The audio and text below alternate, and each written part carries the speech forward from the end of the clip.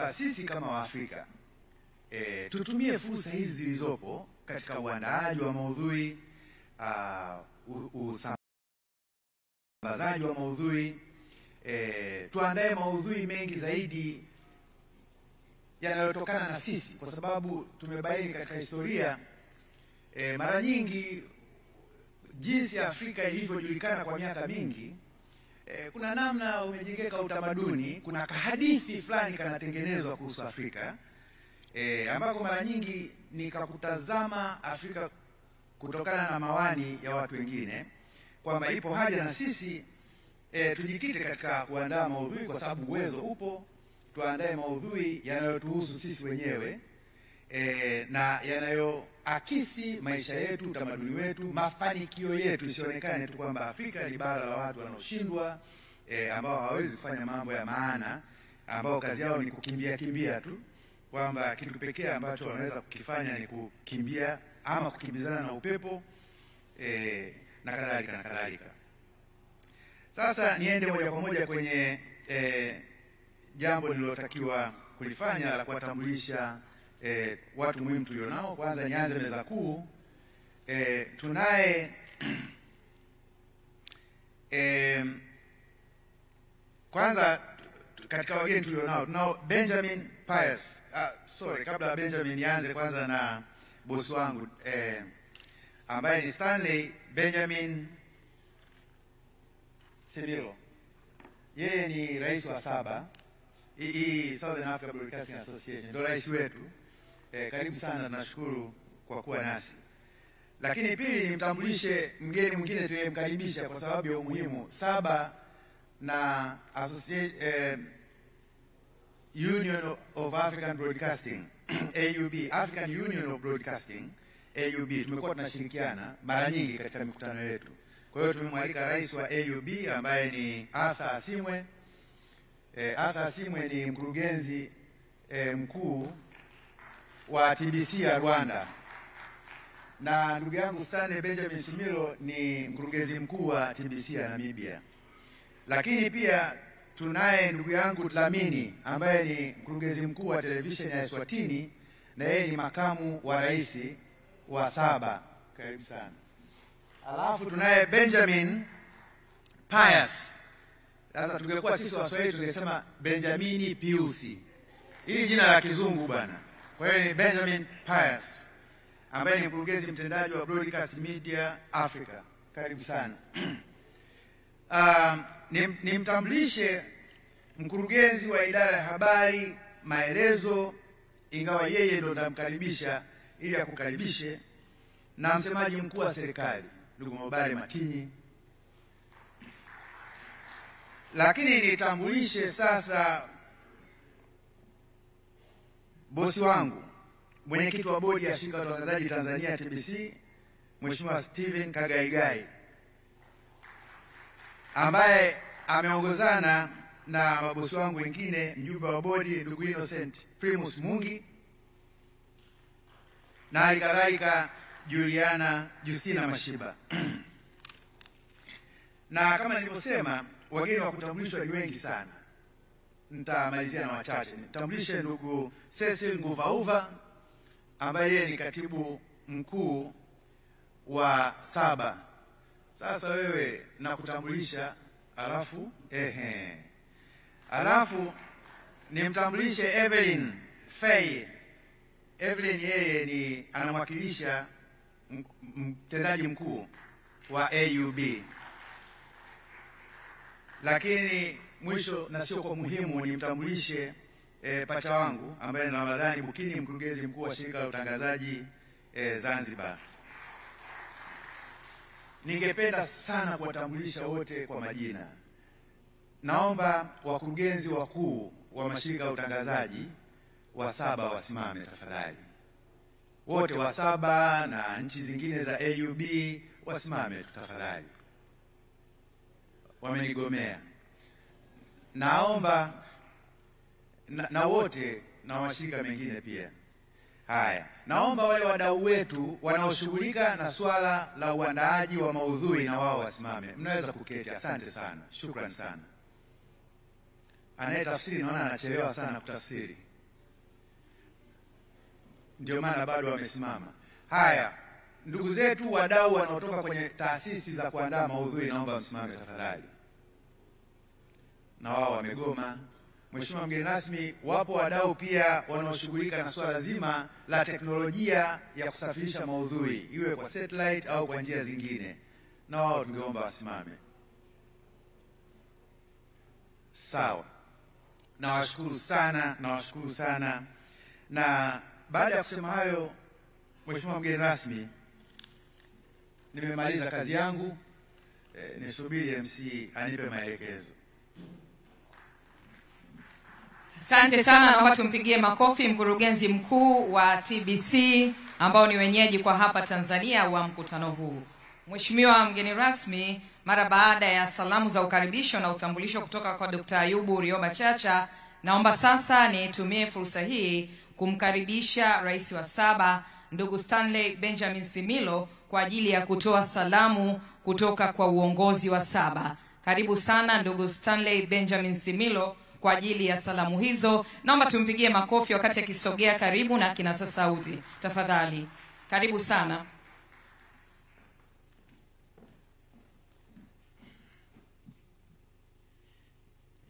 Short people must adjust the mic, otherwise people won't hear. Madam, thank you very much. Our Minister, we feel privileged to have you with us. Just the other day we were with the President here, and I was asking where's our Minister, and I was told no, she's busy with another assignment. But for today we are happy. At least we can see you. So thank you for being here. Naturally, the extension of government, thank you very much. Dr. Chacha, the last man standing, thank you very, very much. Ada, all the way from Kigali, it's good to have you around. Minister, he represents AUB as well, which is the body that regulates the rest of the continent. Our Vice President, Mr. Dlamini from Eswatini, and equally the engine room, Benjamin. And then let me also just recognize the directors of SABA once again, the sponsors, our technical partners, and literally everybody who is here, the establishment of the hotel. Without you, this event would not be here, and it would not be able to happen. Minister, we have been deliberating about the things that we want to do, and Dr. Chacha touched on them. I will highlight one or 2 points just to drive a particular message home.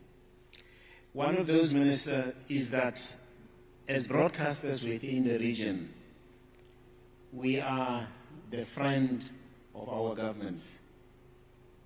We want to talk about things that our governments are doing so that we can inform our people properly. For us, that is very important. However, if our political leadership is not willing to talk to us, we can't inform the people. Therefore, the aspect of government officials being available when we need to talk to them, it helps us for you to tell your story in the fashion that you would want to. That is a very important aspect for us. If that does not happen, matters like fake news will then take hold. And yesterday we had lengthy discussions about what fake news can do in the absence of credible information coming through. That's the one. The second one is that as public broadcasters, our inclination is not to be commercially there. It then means that we will need the support from our respective governments to assist the public broadcaster to carry out that mandate, which is so difficult. Because if we have to go to areas in the village where there's no economic viability, we want to go there, we are there. Whereas the commercial colleagues will never go there, because what is important for them is to make profit.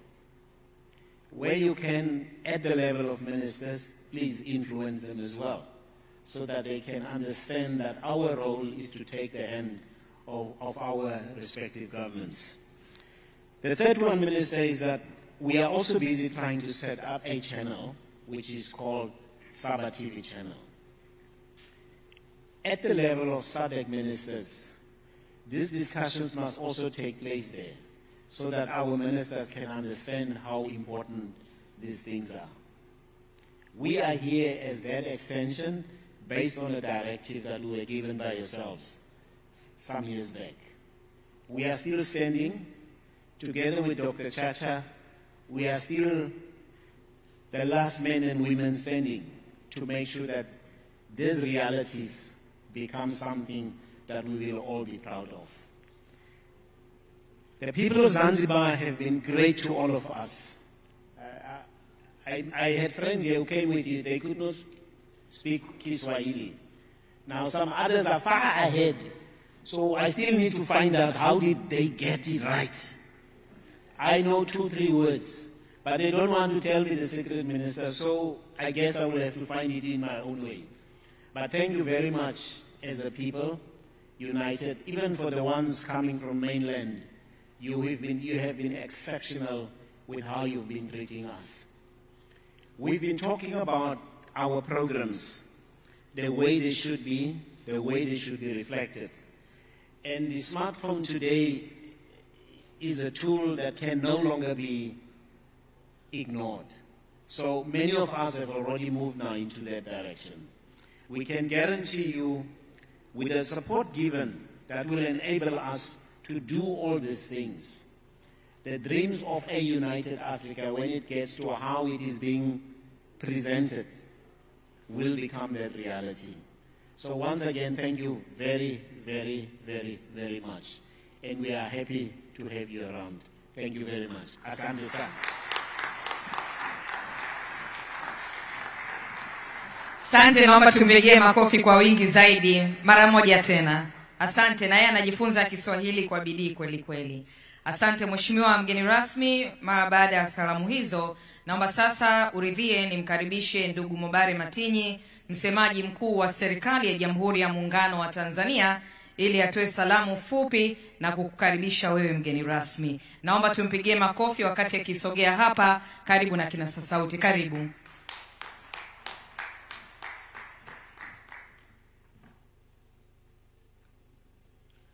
Mheshimiwa Ana Atanas Paul, naibu waziri wa maendeleo ya jamii, jinsia, wazee na watoto wa Serikali ya Mapinduzi Zanzibar, Bwana Stanley Benjamin Similo, rais wa Umoja wa Mashirika ya Utangazaji ya Umma Kusini mwa Afrika, SABA, Bwana Arthur Asimwe, rais wa Umoja wa Vyombo vya Habari vya Television na Radio vya Umma barani Afrika, Bwana Mlamuli Dlamini, afisa mtendaji mkuu wa SABA, Bwana Benjamin Pius, mkurugenzi mtendaji wa Broadcasting Media Africa, Bwana Stephen Kagaigai, mwenyekiti wa bodi ya Shirika la Utangazaji Tanzania, Dr. Ayub Rioba, mkurugenzi mkuu wa Shirika la Utangazaji Tanzania, viongozi wakuu wa vyombo vya utangazaji kusini mwa Afrika na nchi zingine zilizoalikwa, Bwana Ramadhani Bukini, mkurugenzi mkuu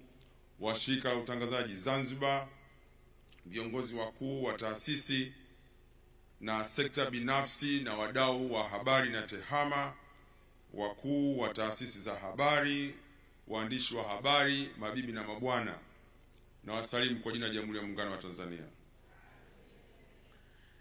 Mheshimiwa mgeni rasmi, wageni waalikwa, mabibi na mabwana, napenda kwanza kumshukuru Mwenyezi Mungu kwa kuniwezesha kusimama hapa siku ya leo, na hali kadhalika kwa kuwezesha ninyi wote kuweza kuhudhuria katika siku ya pili ya ufungaji wa shughuli hii muhimu.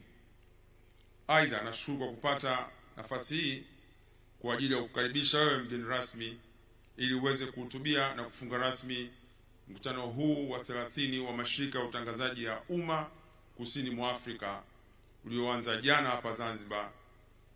Na lakini kabla sijakukaribisha, naomba uniruhusu niseme machache yafuatayo. Kwanza napenda kushukuru tena uongozi wa TBC, yani Shirika la Utangazaji Tanzania, kwa kushirikiana na uongozi wa Mashirika ya Utangazaji ya Umma Kusini mwa Afrika, SABA, kwa maandalizi mazuri yaliyofanikisha mkutano huu hapa Zanzibar. Mkurugenzi mkuu wa TBC ameeleza hapa mambo mbalimbali yaliyojadiliwa na nchi wanachama tangu jana hadi leo, na hadi kadhalika pia rais wa SABA naye ametudokezea mengine ya ziada. Mheshimiwa mgeni rasmi, mkutano huu umeshirikisha wanachama wa SABA kutoka nchi zote 16 za Jumuiya ya Maendeleo Kusini mwa Afrika, yani SADC, na mataifa mengine rafiki, wakiwemo wataalamu na wadau wa sekta ya utangazaji, habari na mawasiliano.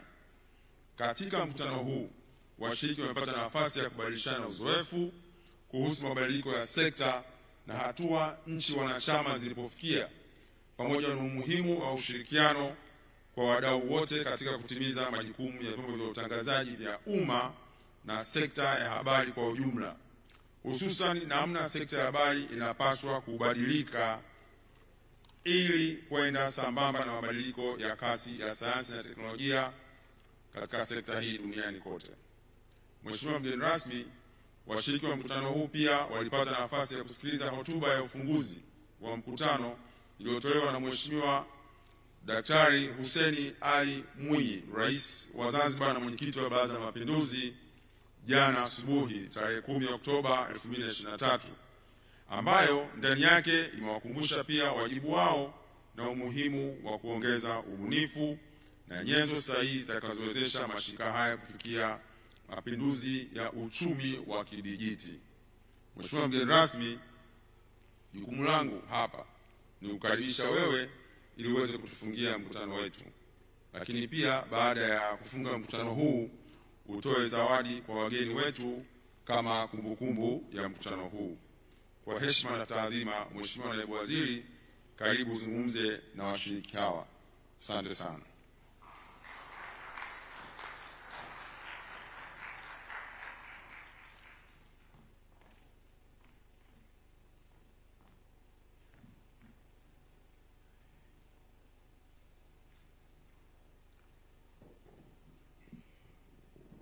Samahani, naweza kuniwekea sawa?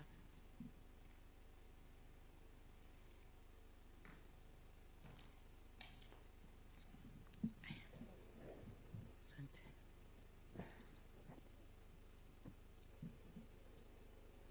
SABA oye! Kina mama safi! Dr. Mwinyi oye! Mama Samia oye! Jamani, sio wanasiasa mtuvumilie kidogo, tunaanza kwa mtindo huo. Bwana Mobare Matinyi, mkurugenzi wa Idara ya Habari, Maelezo na msemaji mkuu wa serikali wa Jamhuri ya Muungano wa Tanzania, Bwana Stanley Benjamin Similo, Rais wa Umoja wa Mashirika ya Utangazaji wa Umma Kusini mwa Afrika, SABA, Bwana Arthur Asimwe, Rais wa Umoja wa Vyombo vya Habari vya Umma vya Afrika, AUB, Bwana Benjamin Pius, nimefundishwa hapa sema Pius, so Pius, tushazoea Pius jamani, sisi wa Tanzania tunaita Pius, lakini ni Pius inavyotamkwa. Mkurugenzi mtendaji huyu wa Broadcasting Media Africa, Bwana Steven Kagaigai, mwenyekiti wa bodi wa Shirika la Utangazaji Tanzania TBC, Dr. Ayub Rioba Chacha, mkurugenzi mkuu wa Shirika la Utangazaji Tanzania TBC, viongozi wakuu wa vyombo vya utangazaji nchi za Kusini mwa Afrika, Bwana Ramadhan Bukini, mkurugenzi mkuu wa Shirika la Utangazaji Zanzibar ZBC oye! Viongozi wakuu wa taasisi, washirika kutoka sekta binafsi na wadau wa habari na tehama, wakuu wa taasisi za habari, waandishi wa habari, mabibi na mabwana, na wasalimu kwa jina la Jamhuri ya Muungano wa Tanzania. Mimi naitwa Ana Atanaspo, ni naibu waziri wa maendeleo ya jamii, jinsia, wazee na watoto. Naomba mtafsiri watafsirie ambao hawafahamu Kiswahili. Mimi sio mheshimiwa waziri wa habari, ni naibu waziri wa maendeleo ya jamii, jinsia, wazee na watoto. Mheshimiwa waziri bado ana majukumu mengine, kwa hivyo sisi tumekuja kwa niaba yake. Ndugu washiriki, wageni waalikwa, mabibi na mabwana, napenda kumshukuru Mwenyezi Mungu mwingi wa rehema kwa kutujalia afya njema na kutuwezesha kukutana hapa mchana huu katika hoteli yetu nzuri ya Golden Tulip. Aidha nikushukuru wewe binafsi mkurugenzi wa TBC Dr. Ayub Rio Bachacha pamoja na viongozi wa SABA kwa kunipa heshima ya kufunga mkutano huu wa vyombo vya habari vya utangazaji vya umma kusini mwa Afrika unaokamilika leo hapa Zanzibar. Nilipopewa habari ya kuja kufunga mkutano huu nilikataa mwanzo. Nikasema huko kuna wazito wakubwa sana. Naenda kuambia nini waandishi wa habari, lakini nikasema acha nipige moyo konde niende nikafunge tu kwa sababu ni kufunga.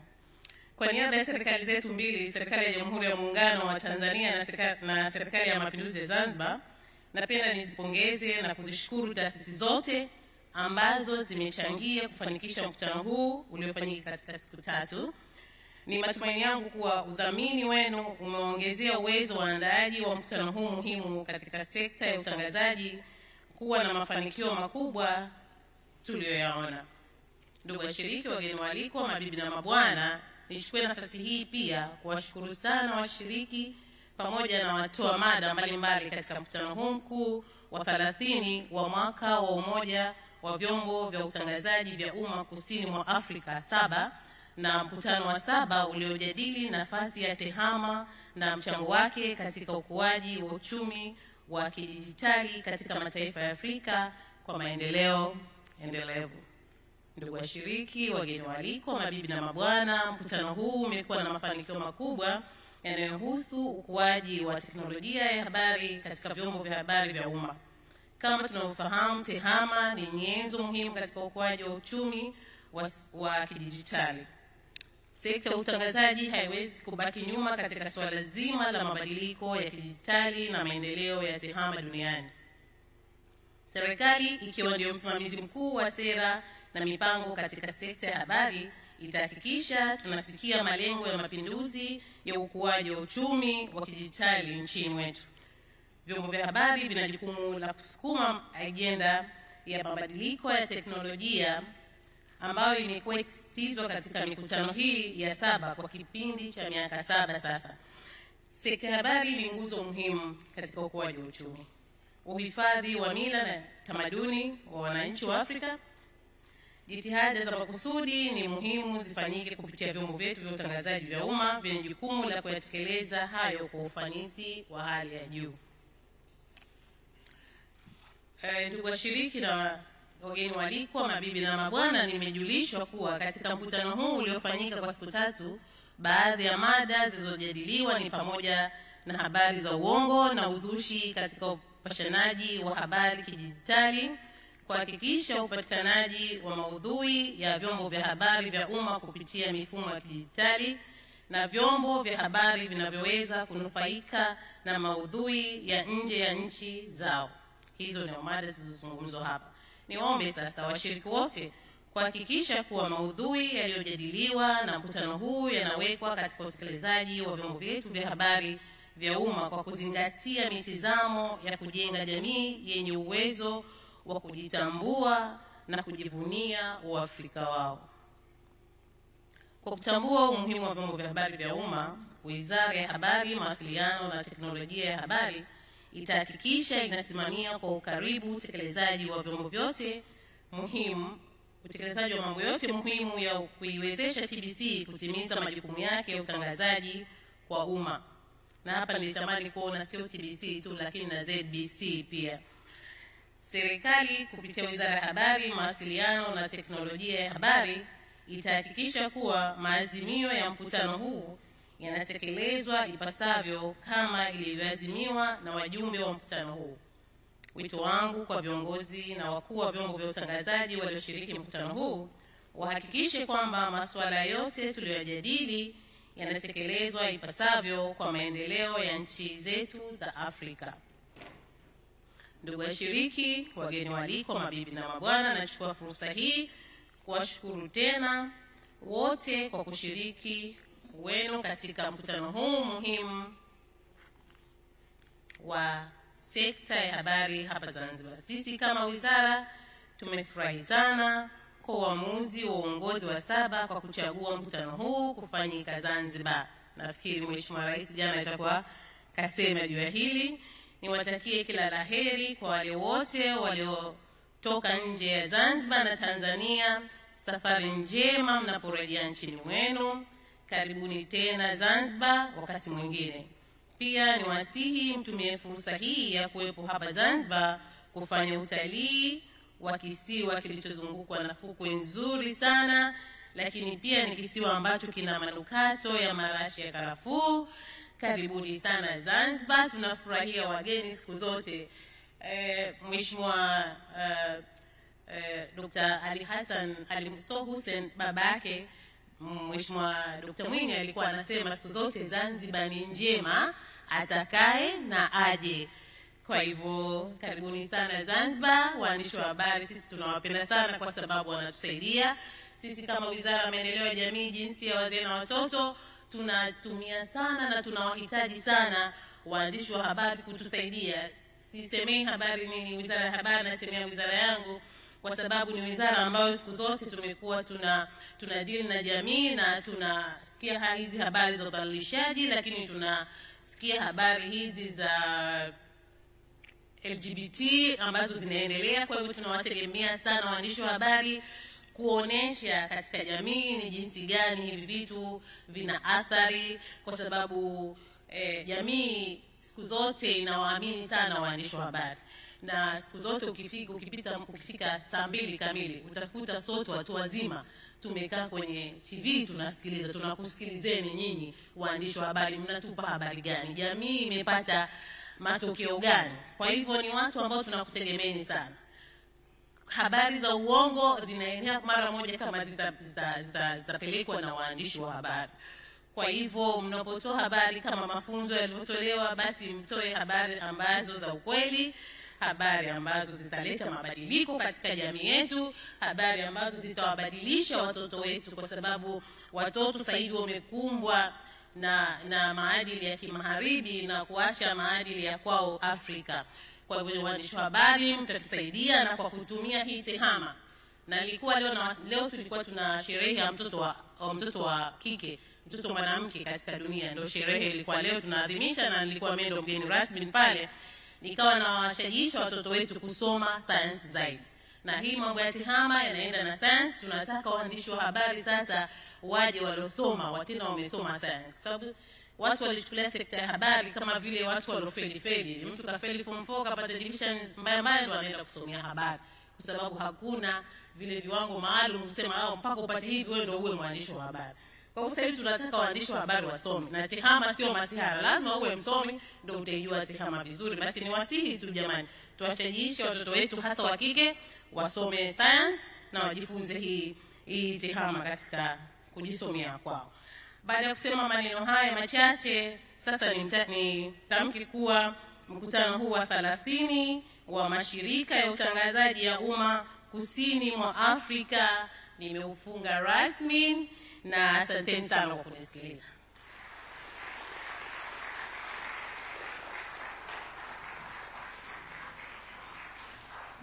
Naomba tupige makofi kwa wingi kabisa kwa mheshimiwa mgeni wetu rasmi kwa maneno mazuri ambayo ameyatoa katika kufunga mkutano huu wa 30 wa SABA. Mheshimiwa mgeni rasmi, naomba sasa uridhie wewe pamoja na meza kuu mtoe zawadi kwa baadhi ya viongozi ambao wamehakikisha shughuli inafana. Shughuli hii inakuwa kubwa na inakuwa na umuhimu mkubwa hapa Zanzibar, ambapo wewe mwenyewe umesema ni shwari atakaye na aje. Naamini wageni wetu wamefurahia Zanzibar, angalau wamefika maeneo machache, lakini kesho watapata fursa ya kufurahi zaidi, watatembelea baadhi ya vivutio vya utalii. Lakini Forodhani wengine wameshafika, kama Cecil na Benjamin wananiambia wameshafika, wametembea sana Forodhani.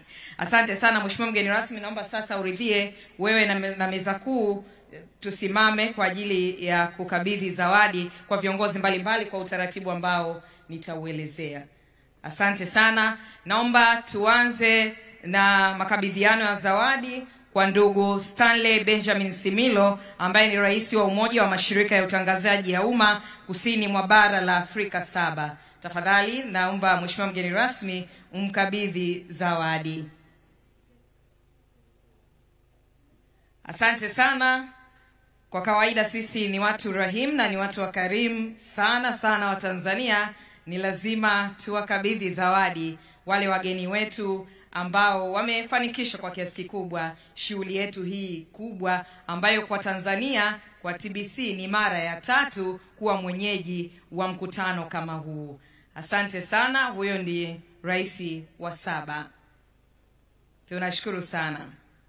Baada ya hapo, naomba ndugu Cecil Nguvauva, katibu mkuu wa Umoja wa Mashirika ya Utangazaji ya Umma Kusini mwa bara la Afrika, ufuate kwa ajili ya kupewa zawadi na Mheshimiwa mgeni rasmi. Wakati huo ndugu Arthur Asiimwe, mkurugenzi wa Rwanda, akijiandaa. Mkurugenzi wa Rwanda, naomba ujiandae. Asante sana. Huyo ni katibu mkuu wa Umoja wa Mashirika ya Utangazaji ya Umma SABA ambaye tumefanya naye kazi kwa karibu. Tulikuwa naye hapa muda mrefu kidogo tukihakikisha mambo yanakwenda sawa sawa. Asante, nashukuru sana. Naomba sasa ndugu Arthur Asiimwe, mkurugenzi wa Shirika la Utangazaji Rwanda na rais wa AUB, ukabidhiwa zawadi. Wakati huo ndugu Benjamin Pius ukijiandaa kwa ajili ya kukabidhiwa zawadi. Ndugu Benjamin Pius, mkurugenzi mtendaji wa Broadcasting Media Africa BMA, karibu. Wakati huo ndugu Eric Nshimirimana, mkurugenzi mkuu wa Shirika la Utangazaji Burundi, ukijiandaa. Asante na kushukuru sana. Naomba sasa ndugu Eric Nshimirimana, mkurugenzi mkuu wa Shirika la Utangazaji Burundi, karibu. Wakati huo ndugu Abdulhamid Dembos, mkurugenzi mkuu wa Shirika la Utangazaji Nigeria, naomba ujiandae. Ndugu Abdulhamid Dembos, naomba ujiandae. Asante. Naomba nikukaribishe ndugu Abdulhamid Dembos, mkurugenzi mkuu wa Shirika la Utangazaji la Nigeria, kama upo, ama mwakilishi wake kama yupo. Haya, asante. Naona sijamuona, naendelea na wengine. Ndugu Bera Dupres, mkurugenzi mkuu wa Shirika la Utangazaji la Shelisheli, karibu tafadhali. Wakati huo ndugu Beri Lwando, kaimu mkurugenzi mkuu wa Shirika la Utangazaji Zambia, naomba ujiandae. Huyo ni ndugu Bera Dupres, mkurugenzi mkuu wa Shirika la Ushelisheli. Naomba, asante ndugu Beri Lwando. Ndugu George Kasakula, mkurugenzi mkuu wa Shirika la Utangazaji Malawi, naomba ujiandae. Ndugu George Kasakula, naomba ujiandae. Wakati huo baada ya George Kasakula, Mlamuli Dlamini atafuata. Asante sana. Ndugu George Kasakula, karibu kutoka Malawi. Ndugu Mlamuli Dlamini, naomba usogee karibu pia kutoka Shirika la Utangazaji Eswatini. Wakati huo baada ya Eswatini atafuata Profesa Amin Al-Hassan, mkurugenzi mkuu wa Shirika la Utangazaji Ghana.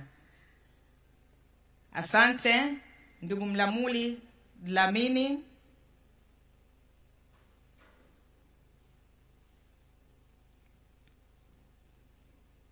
Asante. Naomba ndugu Mlamuli Dlamini, mkurugenzi wa Shirika la Utangazaji Eswatini. Wakati huo Profesa Amin Al-Hassan, mkurugenzi mkuu wa Shirika la Utangazaji Ghana, naomba ujiandae.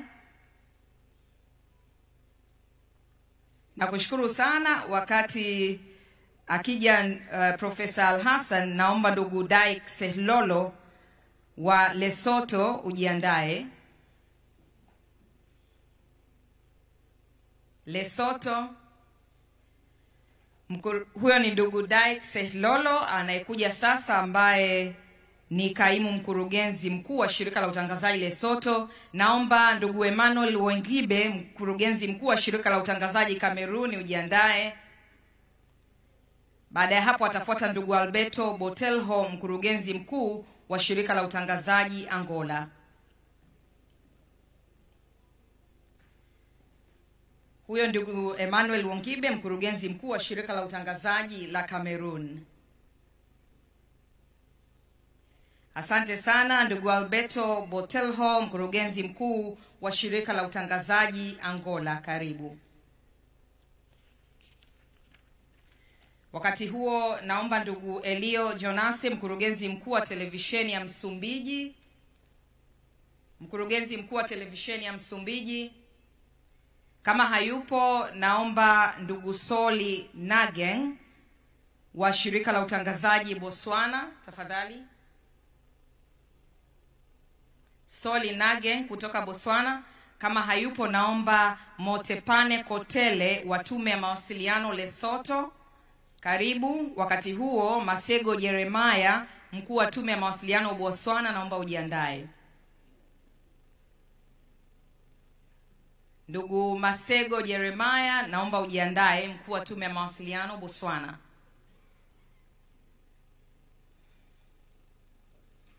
Baada ya Botswana atafuata Eustace Nkandu wa IBA.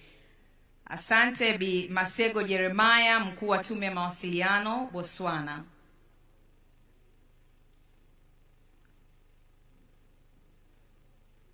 Asante sana. Naomba ndugu Eustace Nkandu wa IBA. Eustace Nkandu wa IBA.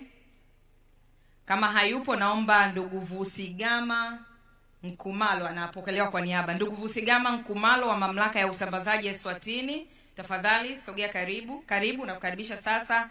Wakati huo naomba Bi Evelyn Faye, mwakilishi wa mkurugenzi mkuu wa AUB, ajiandae.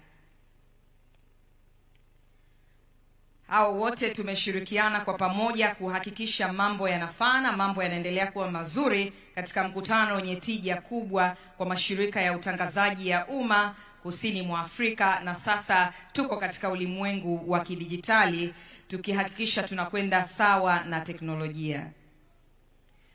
Asante sana. Na hiyo pia bila shaka inapokelewa kwa niaba. Asante sana Mheshimiwa mgeni rasmi. Kwa hapo tumekamilisha. Naomba uridhie pia wewe pamoja na meza kuu sasa tupige picha za kumbukumbu. Tafadhali naomba tuketi. Tupige picha chache tu za kumbukumbu. Naomba tuketi. Mnaopiga picha tusogee karibu na mtakuwa mnanipa ishara. Picha ya kwanza ni hiyo ya meza kuu, kisha itafuatiwa picha ya meza kuu na viongozi wa SABA. Kwa hiyo viongozi wa SABA naomba tujiandae. Picha ya kwanza ni hiyo ya meza kuu.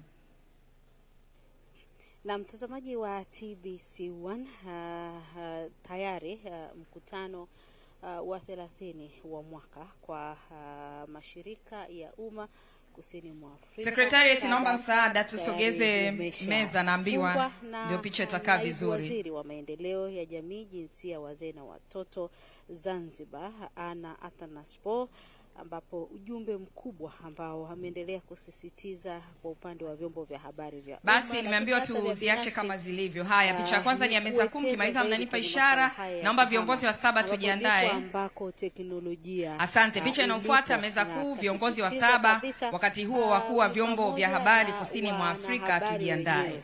Wakati huo wakuu wa vyombo vya habari kusini mwa Afrika tujiandae. Hiyo ni picha ya meza kuu na viongozi wa SABA. Mkimaliza tafadhali naomba ishara. Haya mambo ya tehama. Mtazamaji wa TBC1, mkutano huu ni wa siku 3 na umefunguliwa rasmi hapo jana na Rais wa Zanzibar na mwenyekiti wa Baraza la Mapinduzi Dr. Hussein Ali Mwinyi. Leo ni siku ya pili. Asante. Picha inayofuata ni meza kuu, wakuu wa vyombo vya habari. Kesho mkutano huu bado utaendelea.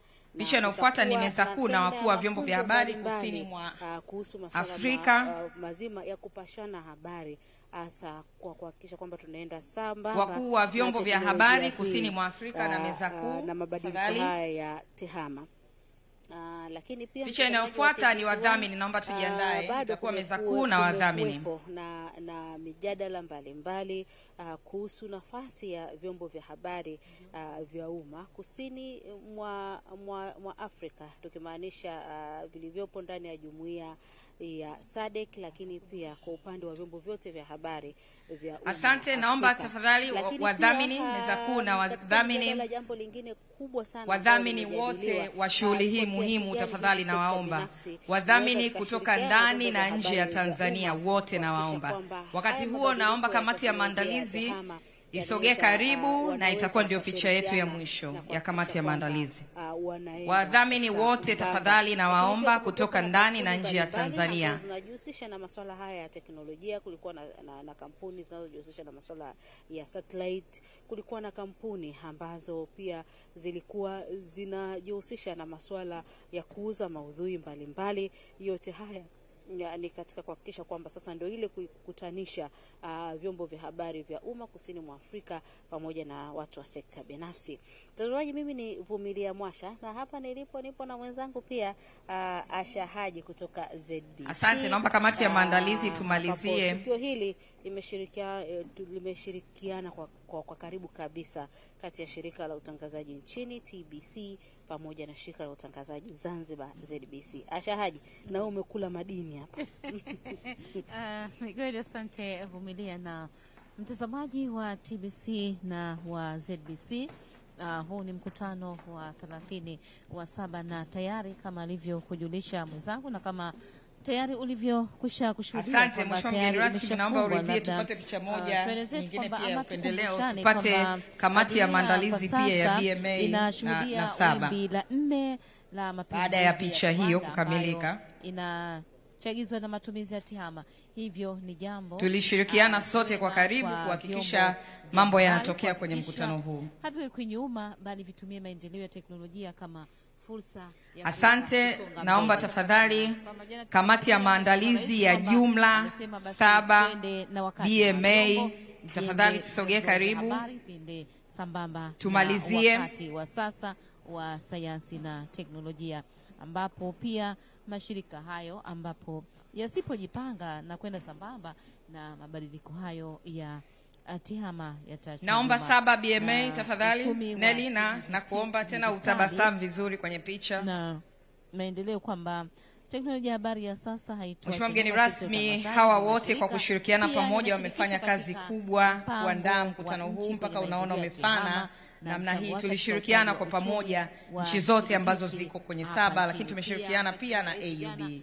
Kama utakumbuka Vumilia pamoja na mpenzi mtazamaji kwamba alitumia fursa ya kuweza kukumbusha nafasi ya vyombo vya habari ikiwemo redio, televisheni. Asante, nashukuru mheshimiwa mgeni rasmi. Baada ya kukamilisha zoezi la picha, naomba sasa nikuruhusu wewe na meza kuu muendelee na majukumu mengine. Asante kwa kushiriki pamoja nasi. Naomba tusimame tupige makofi wakati mgeni rasmi akitoka hapa pamoja na meza kuu akimsindikiza. Ukumbi wote naomba tusimame na kama ilivyo ada tushangilie kwa makofi mengi. Tunaweza kuendelea na majukumu mengine. Mheshimiwa mgeni rasmi, niruhusu sasa kuendelea. Mtazamaji wa TBC1, ni makofi hayo ya kuashiria kufungwa rasmi kwa tukio hili na makofi hayo ya kumsindikiza. Bado tuendelee kupiga makofi mpaka mheshimiwa mgeni wetu rasmi tumsindikize vizuri na tumshukuru kwa kazi kubwa na nzuri aliyofanya na ambayo anaendelea kufanya na kwa kuwakaribisha vizuri hapa Zanzibar, ambayo ndio siku yake ya 3. Lakini mtazamaji wa TBC1 ni kujulisha. Asante sana ndugu washiriki, naomba sasa nimkaribishe ndugu Cecil Uvauva, katibu mkuu wa SABA kwa ajili ya kuja kuhitimisha ratiba hii ya siku ya leo. Kabla hajanipa fursa nitoe matangazo machache tu muhimu kusini mwa Afrika, lakini pia Afrika kwa ujumla, ambapo alikuwepo mkurugenzi mtendaji wa shirika la utangazaji jana pia. Na kitu kikubwa ambacho pia kilionekana ni kwamba mashirika ya umma ili yaende sambamba na kasi hii ya mabadiliko ya TEHAMA yanahitaji serikali kuwapa nguvu ya fedha ili waweze kuwekeza zaidi, na ndicho ambacho pia Rais Dr. Mwinyi jana alisisitiza kwamba masuala haya ya TEHAMA yanahitaji uwekezaji mkubwa na uwekezaji huo unahitaji fedha. Kwa wakuu hawa wakasema serikali inatakiwa, na kikubwa ni kuhakikisha kwamba wanawapa chanzo cha mapato cha uhakika ili wawe na uhakika wa fedha wa kufanya mabadiliko hayo na uwekezaji huo mkubwa wa TEHAMA ambao unahitajika. Huo ni miongoni mwa mijadala ambayo imechukua nafasi kubwa sana ambayo inayakabili mashirika ya umma ya utangazaji. Sawa And that sawa. will be the last Lakini pia presentation for the miongoni day. mwa jambo lingine ambalo call it limejadiliwa ni masuala mazima ya the end artificial of the proceedings intelligence. here. Allow me to call Ni kwa Mr. kiasi gani Hisham sasa Bax. mambo yamebadilika, kiasi He's gani the pia marketing vyombo person, hivi, mashirika marketing haya ya umma officer ya utangazaji, lakini of pia hata a sekta company binafsi ambapo wengi and a wao wako partner hapa of pia, SABA kwa kiasi gani wanaweza called wakatumia hii artificial B&B intelligence kwa Media ajili Group, ya kuboresha based in ndio South tehama Africa, yenyewe Johannesburg, South ambayo Africa. tunaiona. Angola jana Mr. Bax, please, wamewasilisha wasilisho lao floor is na yours. kuonesha kwamba Please come talk to us. tayari And wameshaanza this won't kutumia be hiyo katika longer than uundaji wa 5 minutes, vipindi mbalimbali, allocated na ni jambo to, ambalo linarahisisha. Lakini the miongoni mwa final, jambo lingine ambalo limeteka kwa kiasi sessions, kikubwa yeah, mjadala huu ni kuanzishwa kwa Mr. Bax, hii the floor is yours. TV Please, channel ya join me SABA TV, in welcoming Mr. Bax to the ambao wenyewe podium. wanasema Thank you. telling African stories kwa perspective yao, kwa milengo yao. Kulikoni unakuta habari za Afrika, sisi tuko newsroom Ashahaji, unakuta kwamba tunapata habari kutoka chanzo cha Ulaya huko, wakati sisi wenyewe tunaweza kutengeneza vyanzo vyetu na tukaripoti habari zetu kwa kuangazia mrengo wetu sisi tukiwa kama Afrika. Kwa hiyo kwa kweli katika mjadala imeonekana kwamba watu wote wamependa sana kuanza kwa channel hii ya TV ambayo itaitwa SABA TV, ambayo itahusisha nchi nyingine zote 16 wanachama hawa wa SABA ambao ndio wanachama wa Jumuiya ya Maendeleo Kusini mwa Afrika SADC. Lakini kwa mujibu wa rais wa jumuiya hii wa SABA Stanley Similo, ambaye ndiye mkurugenzi mkuu wa shirika la utangazaji NBC, amesema kwamba kuna wanachama kuna nchi jirani ambao sio wanachama wa SADC. Kwa hiyo na wao yaani wameomba wao sio kwa sababu wameomba kwa sababu wale SABA wao ni kwa zile nchi ambazo ni za SADC za SADC, lakini sasa kuna ambao hawako SADC lakini wameomba waingie. Ni kutokana na umuhimu huu wa nchi za Afrika kushirikiana kwenye masuala mazima ya maendeleo. Milango tayari iko wazi. Tukumbuke kwamba katika hotuba yake fupi ya Mheshimiwa Ana Atanaspol, naibu waziri wa Wizara ya Maendeleo ya Jamii, Jinsia, Wazee na Watoto, amesema kwamba mkutano huu umeleta mafanikio makubwa. Anasema sekta ya habari ina jukumu la kusukuma mabadiliko ya teknolojia, ikiwa sekta hiyo pia ina mchango mkubwa katika ukuaji wa sekta ya uchumi na kwa maendeleo ya nchi za Afrika. Na mtazamaji wa TBC na wa ZBC, basi tukushukuru kwa kuweza kufuatilia matangazo haya ambayo yamekujia moja kwa moja kupitia televisheni yako ya taifa TBC na ya ZBC kuhusu mkutano huu wa 30 wa SABA ambao tayari leo hii umefungwa. Kumbuka ulikuwa nami mtangazaji wako, jina langu Ashahaji, nikishirikiana kwa mashirikiano makubwa kabisa na Vumilia Mwasha wa TBC. Na sisi tunasema hadithi karibu Zanzibar. As we move on from my side, which has to be very brief, I'd like to call on Yusuf Stevens, CEO of Cheeky Media, to present to you guys a presentation from one of our and South Africa's best production houses. Thank you very much.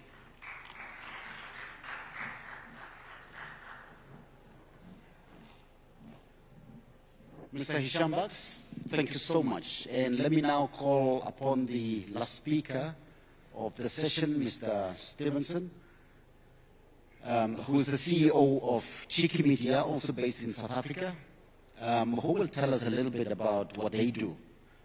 And that is content distribution, content creation as a solution to most of the broadcasters. Mr. Stevens.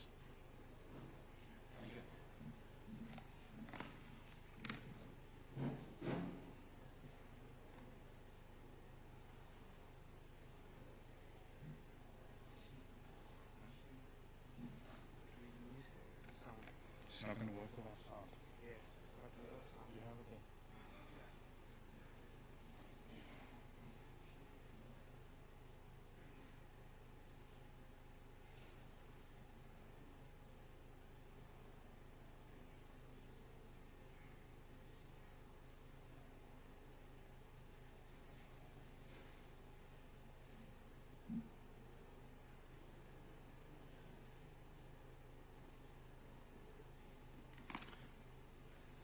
Good afternoon. My name is Yusuf Stevens. I'm the founder and CEO of Cheeky Media. We specialize in media production and advertising, content integration and strategy. We do everything a production company does, add in a little bit of what ad agencies do, and then add some media strategy, and you know what we do. I'm not going to bore you with a long speech. I'm a big believer in don't tell me, show me. So here's a video of the type of work we do in the TV space.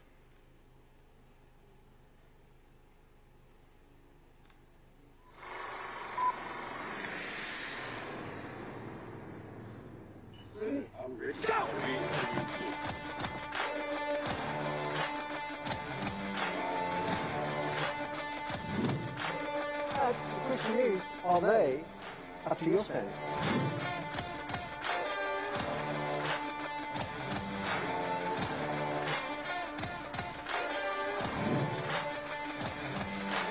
It's sounding really good. I think we're headed in the right direction.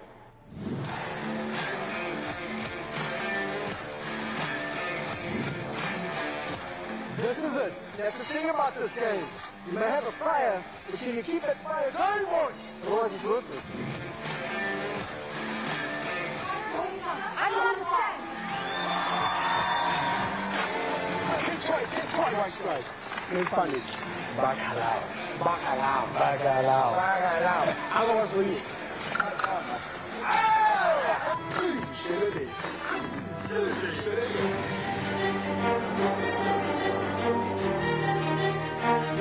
I think an enormous responsibility goes with that role.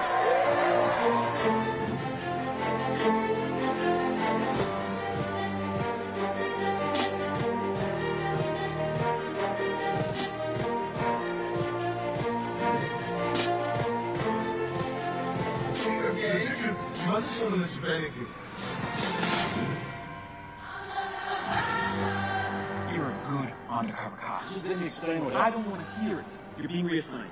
I told you also to dress smart. That's this a test or football. Just please, can you not get up in my personal space like this, all right? You're basically inside me. It's uncomfortable. Just bring your muscles and do your job. Do your job. Are you a cop?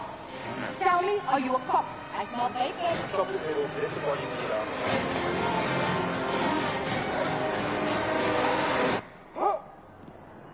Fuck.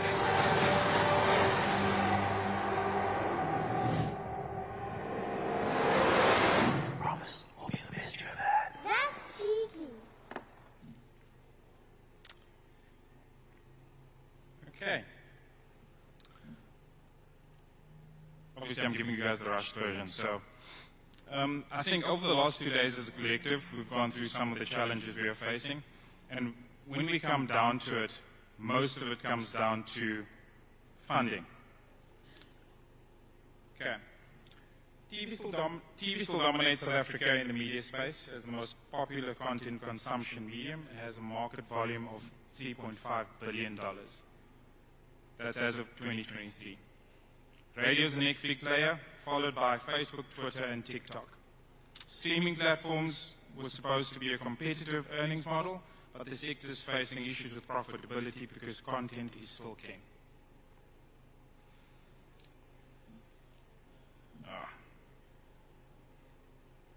Okay, some interesting numbers on the SEMs we have.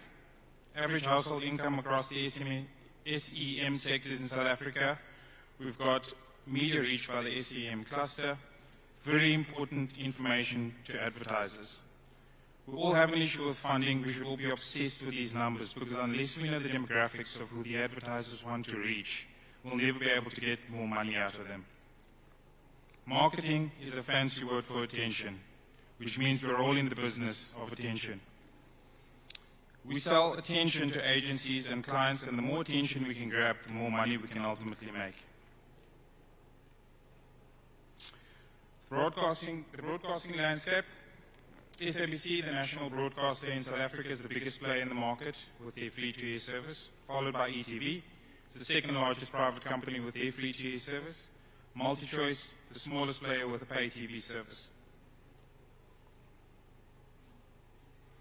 Streaming platforms have undeniably revolutionized the entertainment industry, and streaming has totally transformed the way content is consumed. It's convenient, it offers a lot of choice. Netflix has over 232 million subscribers globally as at the first quarter of 2023. In South Africa, Amazon Prime still leads the pack. It has 9,749 titles available, comprising of 8,400 movies and 1,323 series. In South Africa, the video streaming market, Amazon Prime offers the best value in terms of raw volume of content. Apple TV offers the least content to South African customers because it only streams Apple originals and a catalogue of 173 titles comprising of 59 movies and 114 series. MultiChoice's Showmax takes third place with a total of 2,145 titles. There's 43.5 million internet users in South Africa. We've got an impressive penetration rate of 72.3% among the population of 60 million people. The cost of data is still exceptionally high in South Africa. Then add load shedding to the mix. There's 4 reasons why content is and always will be king. It's what draws and keeps audiences. People spend more time looking at content than talking to people. Visual content ranks better than reading, especially in countries where literacy levels are low. The demand for great content has never been higher. The moral of the story is that we need to produce and broadcast more content. Due to this, we've launched Cheeky Studios, which is a scripted content division. And I'm going to play you a trailer to the first production we have. We've invested heavily into this space because the best way to keep attention is to produce good content that people want to see. I hate to break it to you, but being a cop isn't like in the movies. There are no crazy gunfights or fist fights or explosions. You're not chasing after people in the street. No crazy gunfights or fist fights or explosions. You're not chasing after people in the street. This is scuffle, eh?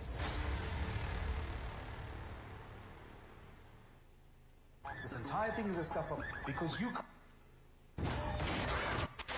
or fist fights or explosions. You're not chasing after people in the street. This is scuffle, eh?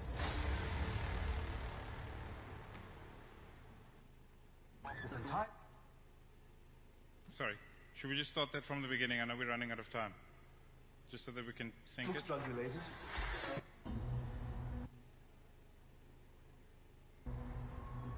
I hate to break it to you, but being a cop isn't like in the movies. There are no crazy gunfights or fist fights or explosions. You're not chasing after people in the street. This is scuffle, eh?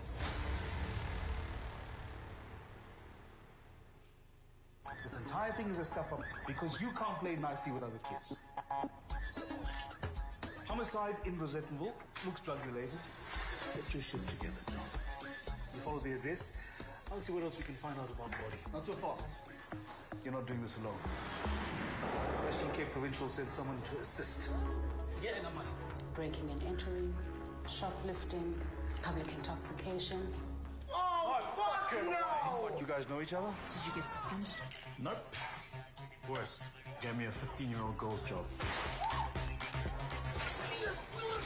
What the fuck? I have to babysit a CI. Beep, beep, beep, beep. We have a winner! Roger sent us. These are our new plugs. The money and the drugs were seized. Well done. You are drawing too much attention. We're going to do things my way.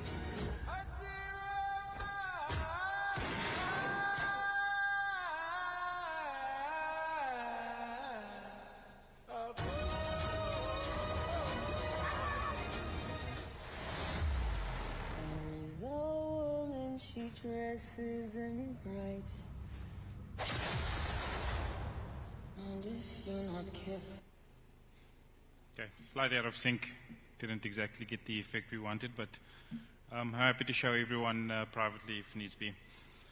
To summarize, we'll always have limited resources and budgets. The only way to win is if we work together. So let's collaborate. I've spoken to some of you. I'd love to speak to all of you. If you're looking for content, we have tons of it. We make it ourselves. Thank you.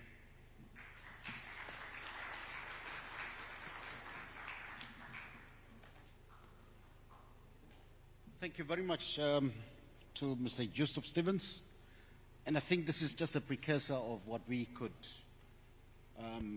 use in our daily broadcast and our grids, and perhaps a partnership as he stated. I mean, and this is just a teaser to what we could be getting, you know, should we be coming to, number one, the SABA events, to network with people like Mr. Joseph Stevens and the Cheeky Media executives. Willie Tambo is there. I see Mr.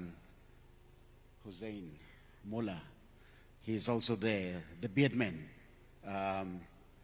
the young beard man, he's there. So we actually have what we need. It's only a matter of how to get there. We have people like Matsipi, my friend, who are products of this region. So let's step into what we have. As Ms. Shozi also indicated earlier on, we have content, and we can produce this content ourselves and broadcast to ourselves as well. So another round of applause to an introduction to another source of content from the region for the region. And with those few words, let me now hand over the microphone to Mr. Pius, the CEO, all right? Mr. Pius, the CEO, my Oga. Oga. Thank you, Cecil. Pius, it's fine. How are we doing? Very well. We're nearly there. Thank you for staying. And we are now going to make a few announcements. And that is the reason why we ask you to stay behind after the official opening and closing ceremony. And the announcement will cover what's going on later on today, as well as tomorrow, as well as next year. But first, I have to do the usual most important thing again by thanking everybody. Everybody, and I mean indeed everybody, and I think because of that, we all deserve a round of applause for being here, please. Thank you. And when I thank everybody, I want to, we've thanked the sponsors, they know themselves. We continue to thank you because we call and you answer, and because you answer, we are here. I know that our sponsors look for something back. They call it ROI, returns on investment. And I hope that by being here, by mixing with your colleagues and with your customers, you've essentially, done some business, have some network, and hopefully something that you can take back and say, this is the value we got from coming to a SABA meeting, will be there.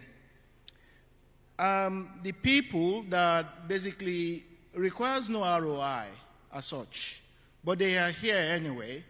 They are here to contribute knowledge. And these are the people that I owe eternal gratitude to, because I'm talking about all the people that have spoken, whether you are a sponsor or not, whether you are a broadcaster or not, all the people that have spoken, we call them resource people, you know that.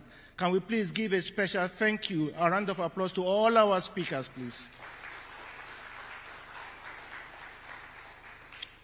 Now, the next applause will go to a very special set of people without which we are wasting time here. We wouldn't be here anyway. Even if we were here, it would be a mess. The organizing committee. I know they've been coming around to take pictures, but I want to ask everybody that have been part of these events, from the TBC, from BMA, from SABA, You know yourself. Lady Daprosa, can you please lead your team? Everybody that's been part of your team in terms of organizing this event from your side, is Daprosa in the room? Please, all the organizing committee from TBC, if you've been part of it, just please come up here, please, come up. All of you. Whilst they are coming, ladies and gentlemen, can we please give them wonderful appreciation, please? Can we continue to appreciate those guys? All of you. And also my team, Nonku and Nelly, please, can you guys come? SABA, Cecil, can you please join them? All of you, please. Please, I do need people to see you, please.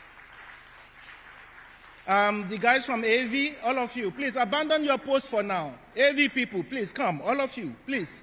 Come on. All of you, everybody that's make this an important event, please come. The leaders at least, the people that will, please spread out and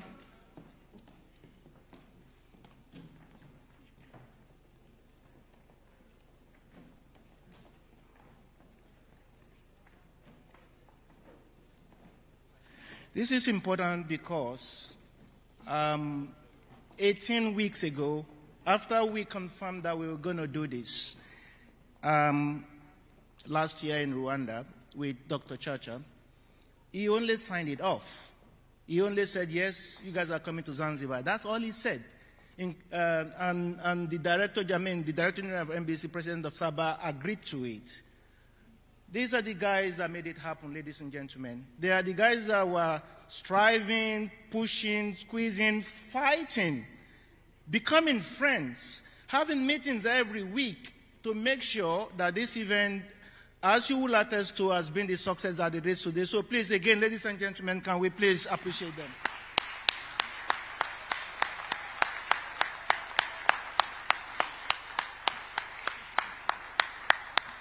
Thank you very much. From the depth of my heart, thank you. Asante sana. Thank you very much, ladies and gentlemen.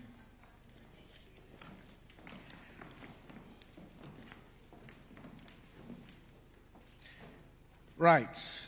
Now, before we go to the handover to the next, make the announcement and hand over to the next event,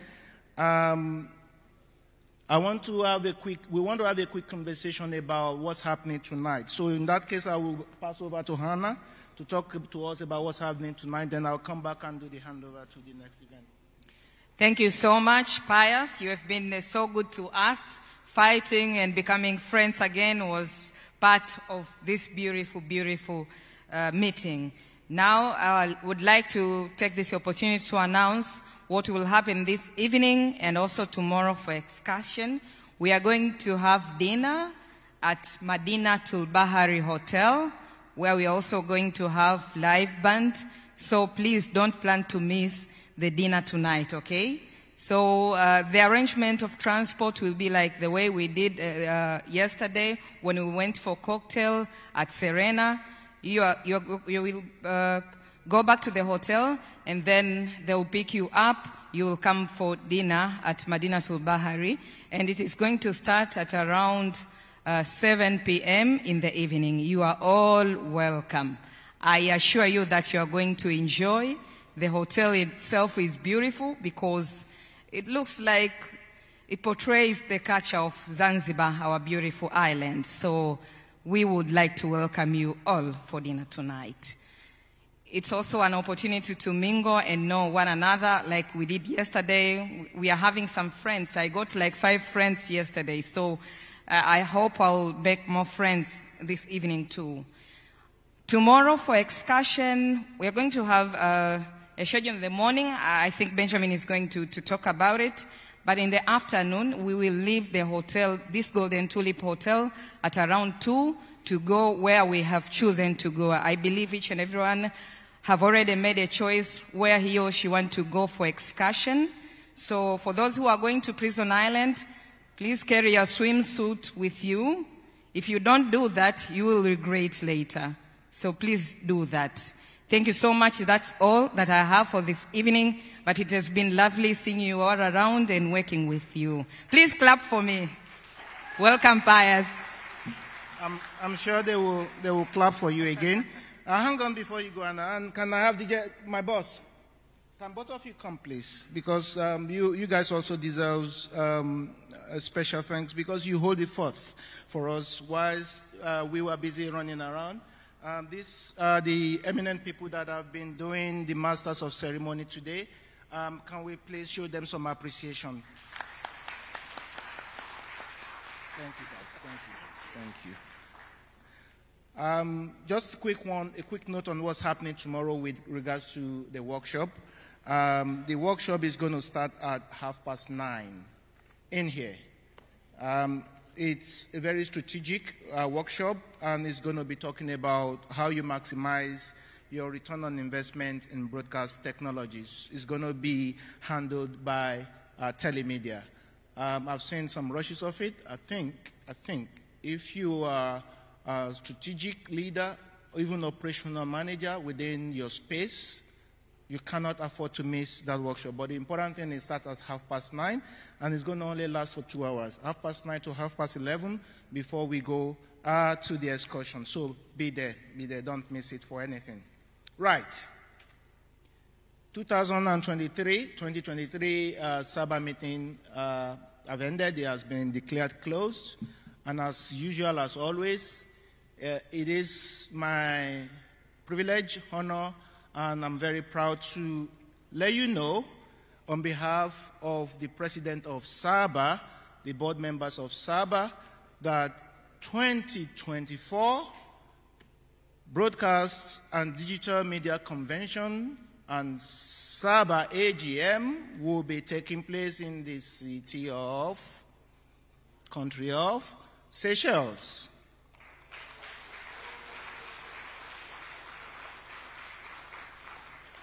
And because of that, the handover now will be for me to invite our host, the organization that's going to be our host then, the CEO is here, Seychelles Broadcasting Corporation.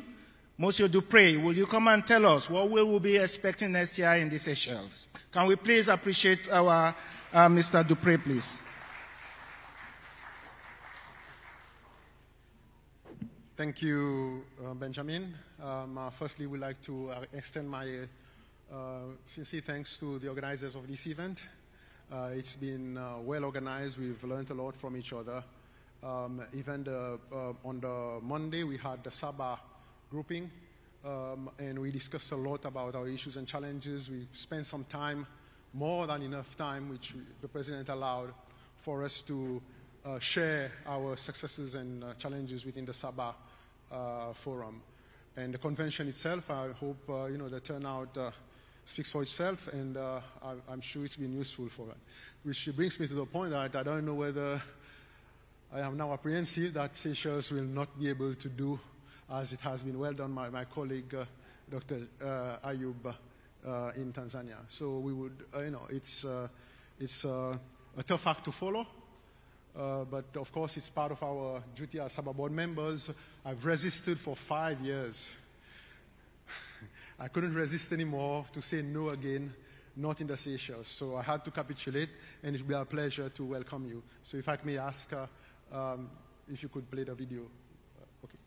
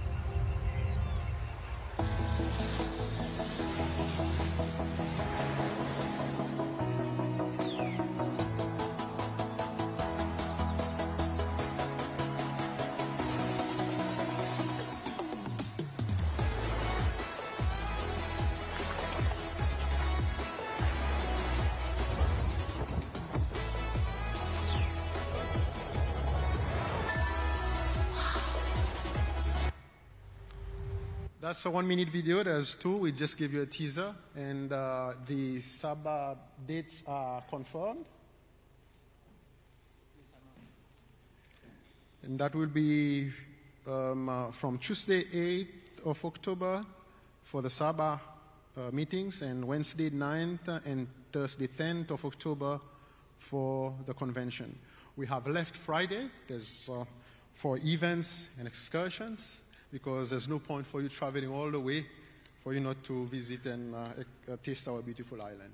So in between, we also want to share some of our cultural and beautiful places. So we look forward to hosting you next year in the Seychelles. Thank you very much.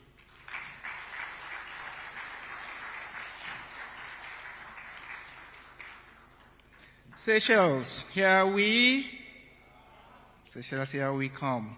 So the dates again for your calendar is Tuesday the 8th to Friday the 11th, a whole week in the island of Seychelles, plus a weekend.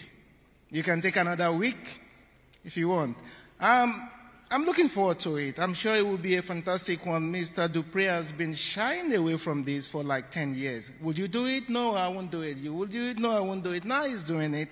And I pray to God Almighty that inshallah we will all be present and seeing each other there.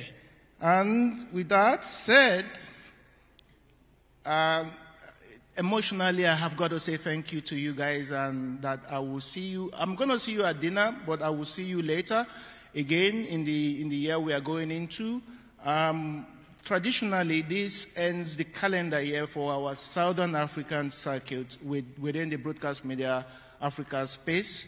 Next, in 2 weeks' time, we will be in Lagos, Broadcast Media Africa, that is, with the Africast event that we are doing with the folks in Nigeria, and that will end the year. But I'm currently working with Cecil to flesh out the calendar of events with SABA next year, which will include, obviously, radio.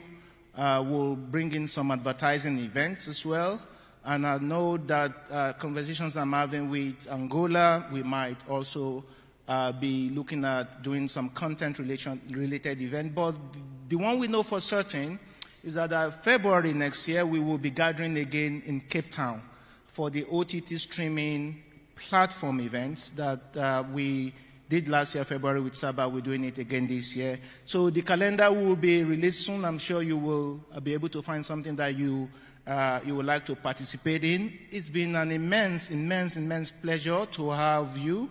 It's been an immense pleasure to have the host. Come on, did you guys not think there's something else with the hospitality here? It is amazing. Absolutely amazing, the hospitality from the Tanzanians. I mean, this is the 7th time we are doing this. This is only the first time I'm going to see that it is mandatory that every one of us must receive presents. Because before, you get key people to receive presents, but every one of us have been given presents by our hosts, and not just the official presents, even, the smile that we get from the people has been very, very, very nice. So again, I'm deeply appreciative.